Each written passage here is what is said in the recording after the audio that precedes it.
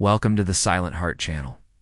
He wasn't a king by crown, but he lived like one. He had a sprawling mansion nestled in the hills of California, a fleet of cars worth more than most people's homes, and a business empire that everyone envied. People didn't just respect him, they feared him. They called him the King of LA because he had everything the world valued: power, money, and influence. He could snap his fingers and make things happen, command rooms with just a look, and buy anything he desired. But beneath the polished surface, behind the iron gates of his fortress-like home, he was empty. Utterly, painfully empty. He was constantly surrounded by business partners, socialites, staff, but he was profoundly alone, loved by none, only wanted for what he could provide.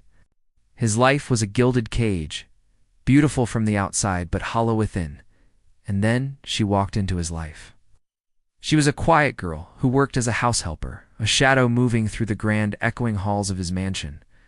She was barely earning enough to survive, her world a universe away from his, but she had something he'd never encountered before.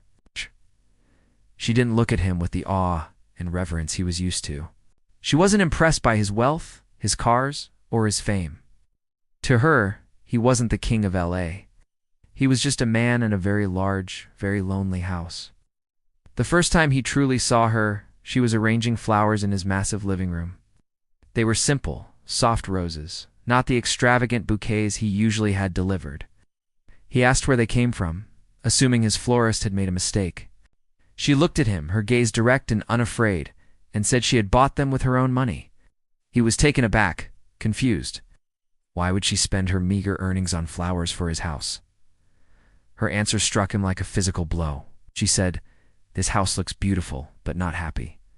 In that moment, something shifted inside him. No one had ever spoken to him with such raw honesty. No one had ever dared to see past the facade of power and wealth to the deep-seated loneliness that consumed him. She saw the man, not the king. She didn't come from a world of privilege. She didn't wear designer clothes or understand the language of luxury that was his native tongue. But she possessed a different kind of wealth, one he was just beginning to understand. She knew how to heal hearts, started noticing the small things, the quiet acts of kindness that seemed to be a part of her very being. He saw the way she would check on the other staff, offering a warm smile or a listening ear. He watched her smile through her own struggles, carrying her pain with a quiet dignity that never allowed it to curdle into bitterness. She had nothing, according to the world's standards.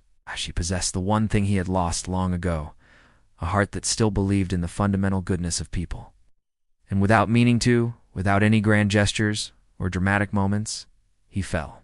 It wasn't just for her simple beauty or her refreshing innocence. He fell for the way she made him feel human again. In her presence, the crushing weight of his empire lifted. He wasn't the king.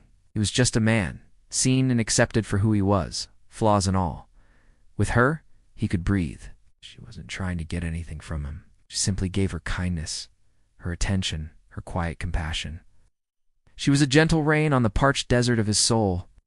But the world he inhabited, the world that had crowned him king, did not approve. The whispers started, then grew into loud, mocking laughter.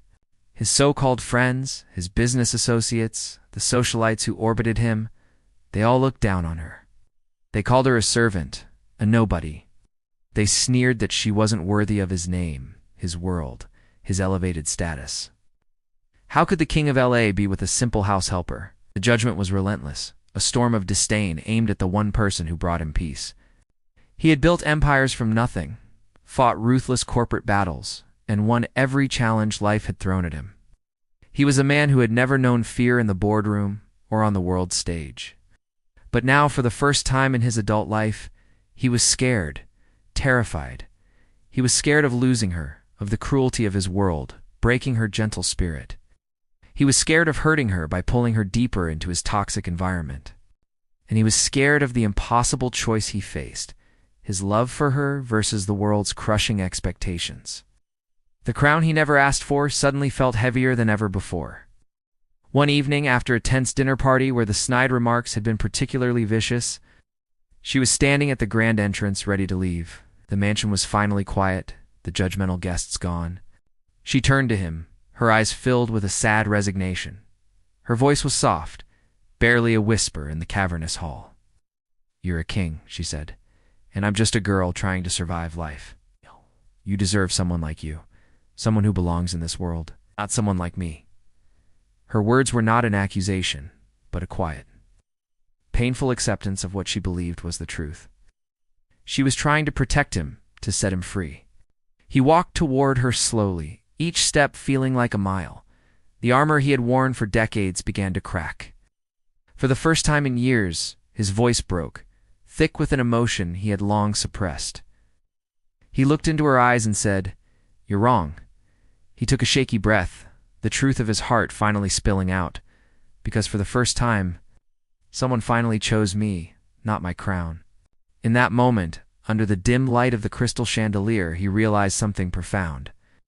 All his life, people had been drawn to his power, his money, his status to the crown. No one had ever truly chosen him, the man underneath it all. She had. She had seen the lonely man in the unhappy house and had offered him a simple rose, a moment of genuine connection. That night, he understood the most powerful truth of all. Love is not about matching status or wealth. It's not about what the world deems appropriate or worthy. It's about matching souls. It's about finding the one person who sees you when you feel invisible, who chooses you when you feel unworthy. And sometimes, the richest, most valuable heart belongs to the person the world calls poor. He was the king of LA, but she, with her kindness and her quiet strength, was the queen of his heart. That was the only kingdom that ever truly mattered. Thank you for watching the Silent Heart channel. If this story touched you, please like, share, and subscribe for more tales that remind us of what truly matters. We'll see you in the next one.